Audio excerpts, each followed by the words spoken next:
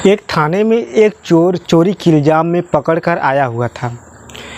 उसे पूछताछ के लिए जो वहाँ के पुलिस वाले होते हैं उससे काफ़ी ज़ोर से मार रहे होते हैं, जिससे वह चोर काफ़ी चीख रहा होता है, चिल्ला रहा होता है। तभी उस थाने की जो एक महिला दरोगा होती हैं जिसका नाम होता है संजना राठौर, वह आती हैं। जब आती है देखती है कि चोर इतना ज़्यादा चीख रहा है, चिल्ला रहा है, आखिर क्या बात है।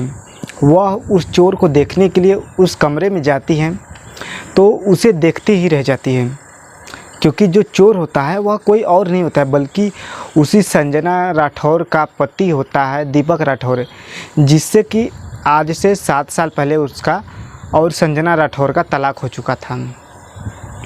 जब दीपक राठौर अपनी पत्नी को एक दरोगा के रूप में देखता है तो वह भी उन्हें देखता ही रह जाता है।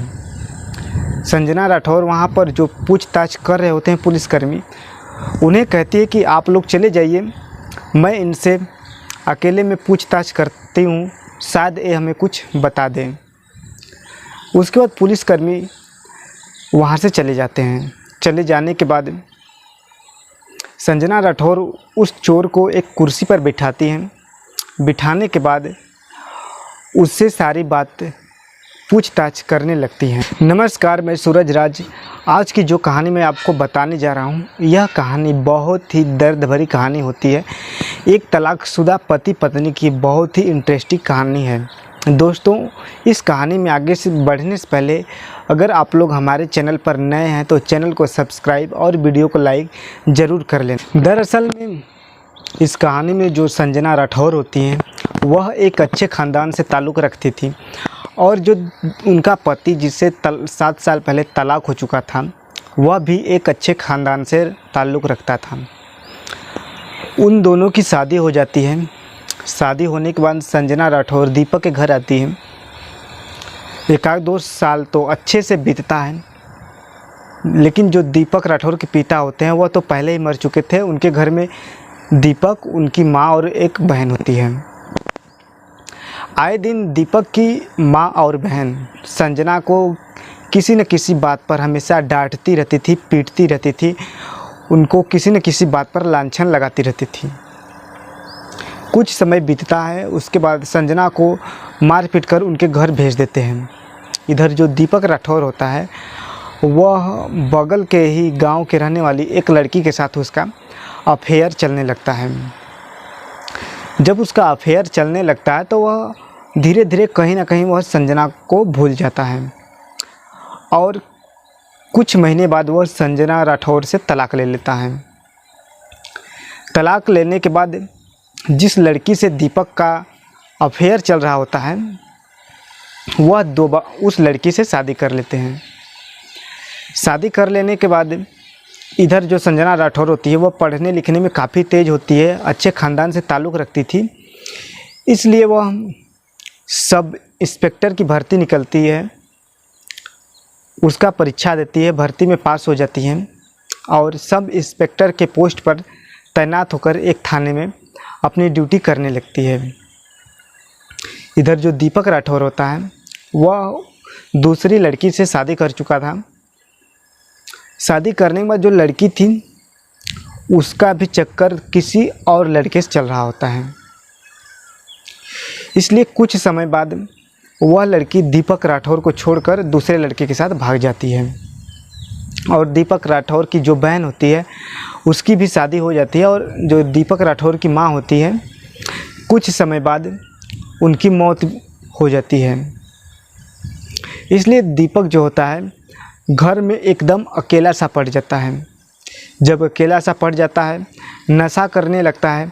नशा करने के लिए जब उसके पास पैसे ख़त्म हो जाते हैं तो वह कुछ गांव के लड़कों के साथ चोरी आदि करने लगता है। जो दीपक था आए दिन कहीं ना कहीं हमेशा चोरी किया करता था। चोरी करने में 2 लड़के होते हैं गांव के, वो दीपक का सहयोग किया करते थे। जो चोरी का पैसा होता था दीपक शराब पीने में वेश्यावृत्ति आदमी यानी लड़कियों के ऊपर उड़ा दिया करता था। इसी में उसकी ज़िंदगी कट रही थी। एक दिन दीपक सरकारी गोदाम जो होता है, सरकारी गल्ले की गोदाम, वहाँ पर डाका डालने के लिए जाता है। अपने दोनों दोस्तों के साथ गया हुआ था। डाका डालने के बाद सुबह वापस मतलब रात को ही चला आता है। जब सुबह लोग देखते हैं कि सरकारी गोदाम पर तो डाका पड़ा है, चोर लूट कर सामान ले गए हैं। जब वहाँ पर अंदर जाकर सीसीटीवी कैमरा चेक किया जाता है तो जो दीपक का तो उसमें फ़ोटो नहीं आता है, लेकिन दीपक के साथ जो 2 लड़के होते हैं उन लोगों का फ़ोटो उसमें कैद हो चुका था। पुलिस आती है, उन दोनों लड़कों को पकड़कर थाने ले जाती है। थाने ले जाने के बाद जब उनसे पूछताछ की जाती है कि तुम्हारे साथ कितने लड़के थे, तो वो लोग दीपक राठौर का भी नाम बताते हैं। उसके बाद पुलिस आती है, दीपक को भी उठाकर थाने पर ले जाती है। थाने ले जाने के बाद जब दीपक को ज़ोर ज़ोर से मार पीट कर पूछताछ की जा रही थी कि बताओ तुमने चोरी क्यों किया और चोरी का माल कहाँ पर छुपाया कर रखा हुआ है, तो दीपक जो होता है वह ज़ोर ज़ोर से चिल्ला रहा होता है।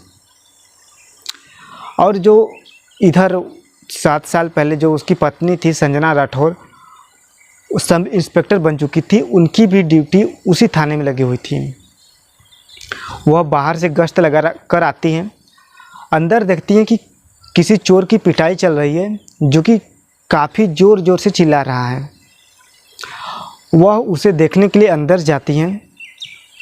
जब संजना और दीपक की नज़र मिलती है तो संजना और दीपक को देखती रह जाती हैं और दीपक भी संजना को देखकर हैरान हो जाता है।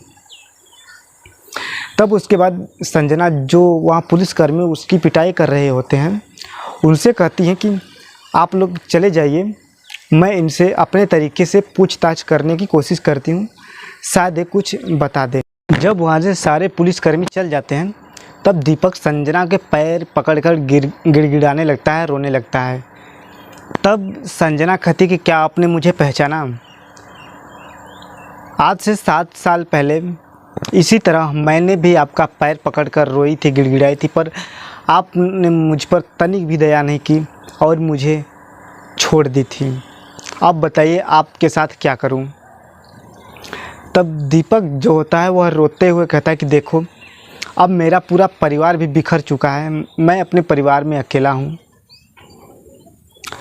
इसलिए मैं परिवार का गम भुलाने के लिए नशा करता हूं, और जब पैसे नहीं थे इसलिए मैं चोरी वगैरह करता हूं।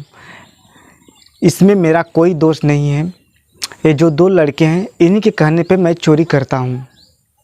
तो संजना कहती है ठीक है, लेकिन आप जो किए हैं उसकी सज़ा तो आपको मिलनी चाहिए। तब जो दीपक होता है वह संजना का पैर पकड़कर रोता हुआ कहता है देखो, मुझे इस केस से किसी तरह बाहर निकाल दो, और आज के बाद मैं ऐसा काम कभी भी नहीं करूँगा। संजना को अपने पति पर दया आ जाती है। वह कहती है ठीक है। वह किसी तरह से उस दीपक को उस केस से बाहर निकाल देती है और उसके साथ जो 2 आरोपी आए होते हैं उन्हें जेल में डाल देती है। जब दीपक घर जा रहा होता है तो वह कहता है कि देखो, तुम अपना नंबर दे दो ताकि मैं तुमसे कुछ बात करना चाहती हूँ। तब संजना कहती कि इस समय मैं अपना नंबर नहीं दे सकती हूँ, लेकिन हाँ, कल मैं एक जगह आपको बता रही हूँ, वहाँ कल आप आकर हमसे मिल लेना, मैं सारी बात आकर आपसे वहीं पर कर लूँगी। दीपक कहता है ठीक है। उसके बाद अगली सुबह आती है। अगली सुबह संजना राठौर जो होती हैं वह दीपक को एक पार्क में बुलाई थी मिलने के लिए। दीपक जाता है पार्क में मिलने के लिए, संजना भी आती है। दोनों एक बेंच पर बैठते हैं। तब संजना कहती है अब बताओ क्या कहना चाहते हो। दीपक पहले अपने किए पर कहता है देखो, रोते हुए उसे माफ़ी मांगता है कि जो भी मेरे साथ हो, तुम्हारे साथ मैंने किया, उस किए पर मैं शर्मिंदा हूँ, माफ़ी चाहता हूँ। तो इस बात पर जो संजना होती है वह कुछ नहीं बोलती है। फिर दीपक पूछता है आपका जो घर वाले हैं, आपके घर वाले हैं वो कैसे हैं, आपके मम्मी पापा भैया भाभी कैसे हैं। तब संजना कहती है कि मेरे घर वाले सब लोग ठीक हैं, भैया भाभी मम्मी पापा सब लोग ठीक हैं और मैं भी ठीक हूँ। दीपक कहता है कि आपके जाने के बाद तो मेरा परिवार ही पूरा बिखर गया। मैंने आपके जाने के बाद दूसरी शादी की, लेकिन वह लड़की किसी और के साथ भाग गई। मैंने अपनी बहन की शादी कर दी और मेरे पापा तो पहले ही मर चुके थे। कुछ दिन बाद मेरी माँ भी इस दुनिया से जा चुकी है। वह दीपक काफ़ी रोता है, गिड़गिड़ाता है। इस बात पर दीपक की हालत देखकर संजना को तरस आ जाती है। वह कहती है आखिर में आप चाहते क्या हैं। तब दीपक के अंदर कुछ हिम्मत आता है। वो लंबी सांस लेकर कहना चाहता है, देखो मेरे पास जो भी ज़मीन जायदाद हो वह तुम अपने नाम करा लो, लेकिन तुम वापस मेरी ज़िंदगी में दोबारा वापस आ जाओ। तब संजना कुछ समय बाद सोचने के बाद वो कहती है ठीक है, लेकिन अभी नहीं। दीपक कहता है क्यों। तब संजना बताती है देखो यहाँ सभी लोग जानते हैं कि तुम चोर हो और मैं एक इंस्पेक्टर हूँ, इसलिए मैं यहाँ पर तुमसे शादी नहीं कर सकती। लेकिन हाँ, एक हफ्ते बाद मेरी यहाँ से ट्रांसफ़र हो जाएगी। यहाँ से 50 किलोमीटर दूसरा ज़िला है, वहाँ पर तुम वहाँ पर आ जाना, वहाँ पर मैं तुमसे शादी कर लूँगी। दीपक कहता है ठीक है। उसके बाद एक हफ्ता बीतता है। जो संजना होती है उसका उस थाने से दूसरे थाने में ट्रांसफ़र हो जाती है। जब ट्रांसफ़र हो जाती है तब वह वहाँ पर दीपक को बुलाती है और दोनों लोग एक मंदिर में जाकर फिर से दोबारा शादी रचाते हैं। शादी रचाने के बाद दीपक उसे दोबारा अपनी पत्नी के साथ वापस अपने घर चला जाता है।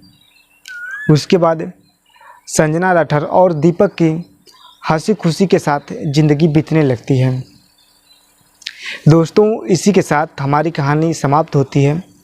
अगर कहानी आपको अच्छी लगी हो तो वीडियो लाइक करें और चैनल को सब्सक्राइब ज़रूर कर लेना।